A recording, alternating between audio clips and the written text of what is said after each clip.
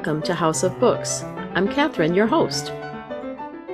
Thanksgiving is just around the corner, almost literally. We'll miss our family members who can't be with us, but we still get to spend time with siblings, nieces, nephews, and we'll be sure to raise a glass to toast those who can't be with us. It shouldn't be a surprise to anybody here who's listening that I'm going to talk about Thanksgiving stories. So one of them is free. The other two you do need to pay for, but they're all valuable and entertaining stories. So the free story is called An Old-Fashioned Thanksgiving. That is by Louisa May Alcott of Little Women fame. You can't really find it on its own, but you can find it on Gutenberg.org in a book called Aunt Jo's Scrap Bag. Aunt Jo would be Jo March from Little Women.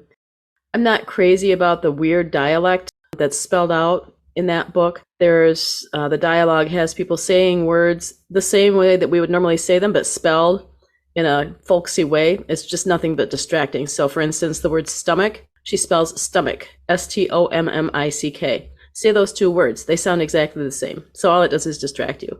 But it's a free story. It's Louisa May Alcott. It was a long time ago. Maybe that was just the convention then. It's worth checking out since it's free. I'll tell you, I haven't even read the whole thing just because it was so corny, but it might be entertaining. For the two paid Thanksgiving pieces, Truman Capote, who is the author of In Cold Blood, that really, really riveting story of the murder of the Clutter family, in Kansas. That, by the way, that murder happens to have taken place. It's a real life murder, happened to take place on November 15th, which was just a couple weeks before Thanksgiving. So Thanksgiving even comes into play there. He wrote a short story. Truman Capote wrote a short story called The Thanksgiving Visitor. You can find that story published on its own, but you're more likely to find it in a collection or paired with a Christmas short story that I think is called A Christmas Memory. I'm not certain of that title. So the premise of that story, well, I'll just put you in Capote's place. Imagine if you were bullied as a child, and then imagine that your most trusted adult relative decided to invite that bully to your Thanksgiving dinner. Imagine your worst bully in elementary school sitting at the Thanksgiving table with you. That's what this story is about. The last Thanksgiving piece, I'm not going to lie, this is my favorite. It's only loosely tied to Thanksgiving just because of the timing. Do you remember Meg, Charles Wallace, Calvin O'Keefe, and the whole Murray family from the book A Wrinkle in Time? In this book, called A Swiftly Tilting Planet, they're all 10 years older. They've just finished their Thanksgiving dinner. And Mr. Murray, who is Meg's father, receives a phone call to warn him that they need to quickly solve the problem of an impending nuclear war, which is just terrifying to me, and I'm sure to everybody else. Of course, though, Madeline L'Engle works her magic with time, and with the help of Meg, Charles Wallace, and a unicorn, she manages to thwart the evil path in a pretty entertaining and deft depiction of choices and their infinite consequences. So it's a good story. It's chilling, but a good story. So here in Michigan, we got 2 feet of snow in a 48-hour period last week. That's unprecedented in my recent memory for the 3rd week in November. And that prompts me to talk about a couple of snow stories. They're very different. The first one is called The Snow Child. It is not a children's book. It is a novel by Alaskan author Eowyn Ivey. Eowyn is spelled E-O-W-Y-N. The Snow Child was a 2013 Pulitzer finalist. It has spare and honest prose, raw depiction of the heartbreak of child loss, and it's set against the Alaskan winter in the 1920s.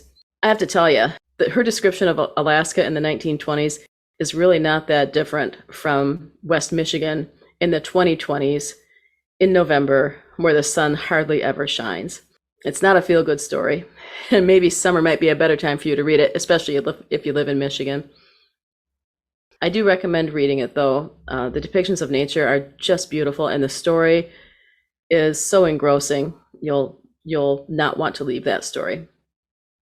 And I just noticed that my second choice of snowy reads has a kind of a similar name. This is called The Snowman instead of The Snow Child. This is a beloved children's story by Raymond Briggs. This was published in 1978, and they released a film based on the story in 1982. The story's nice, and as soon as you see a picture, you will recognize the illustration. You've seen this for years. but the film is just beautiful. There are no words. There's beautiful music and absolutely beautiful animation. You can find it on YouTube, and I'll go ahead and share that on my website as well, so that you can go to yourbookgroup.com and take a look at that. But you can also just search YouTube for The Snowman, Raymond Briggs, and you'll find it. You won't be sorry if you take a look at that, and it's great for your kids too. So now on to our A to Z mystery tour.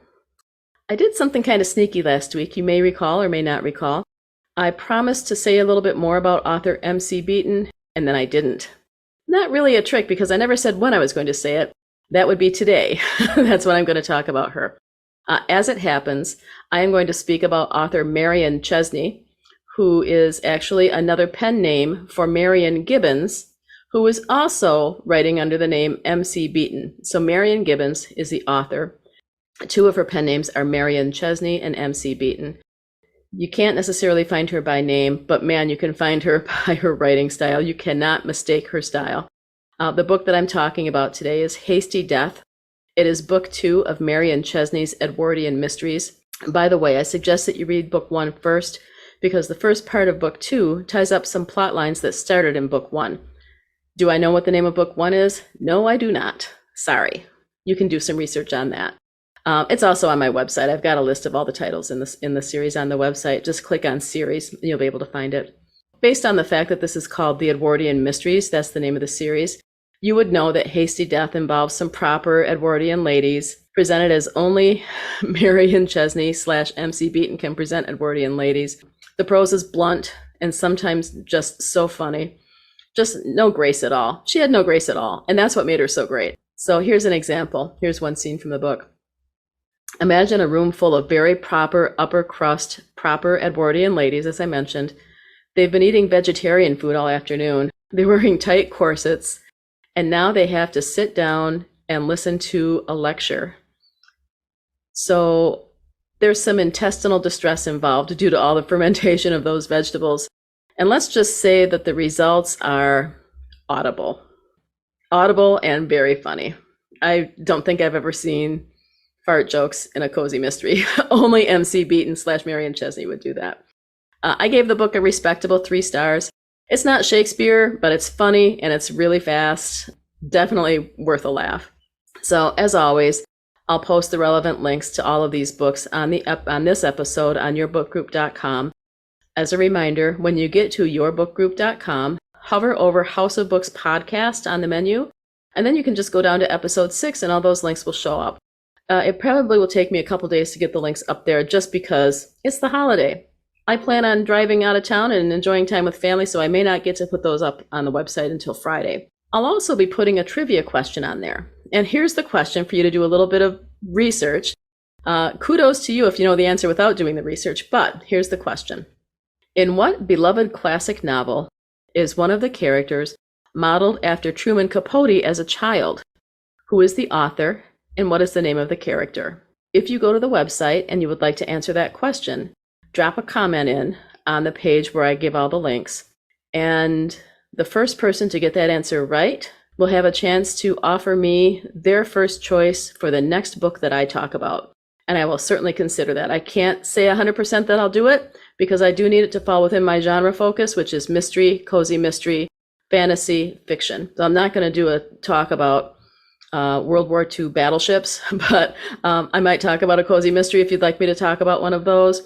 Your favorite fantasy author, your favorite historical fiction, anything like that, I will be glad to feature. Thanks for joining me tonight. If you enjoyed this podcast, I hope you'll subscribe and tell your friends, and please consider giving us a 5-star rating. The higher the rating, the more successful we'll be at putting good stories in front of readers. Thanks for listening and happy reading, and happy Thanksgiving. We'll see you next time.